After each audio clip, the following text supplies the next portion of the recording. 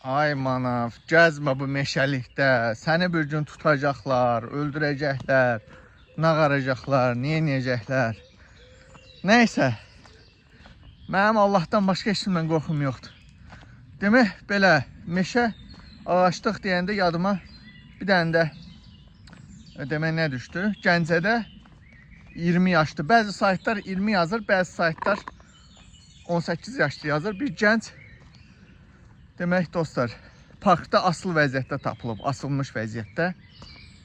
Hansı ki, ölkənin yarısı Elgünə görə vətənşüvənliyi elədilər, haşüvənliyi elədilər.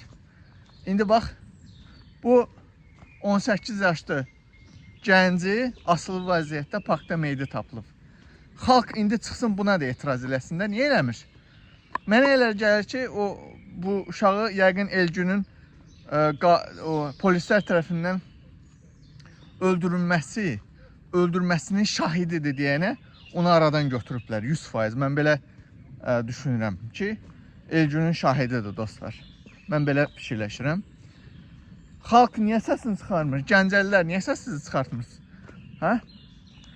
O sosial şəbəkədə haşüvənlik eləyənlər. 18 yaşlı daha bir gəncin meyidi tapılıbdır Gəncədə. Bir neçə gün, bir gün bundan qabaq, 2 gün heç olmaz. Hə? Çıxın buna da etiraz eləyin də ay millət. Göz görə balalarınızı qırır bu hakimiyyət. Göz görə, konkret fikir verin, ancaq cavanlara, uşaqlara qənim kəsilir bu hakimiyyət. Hə?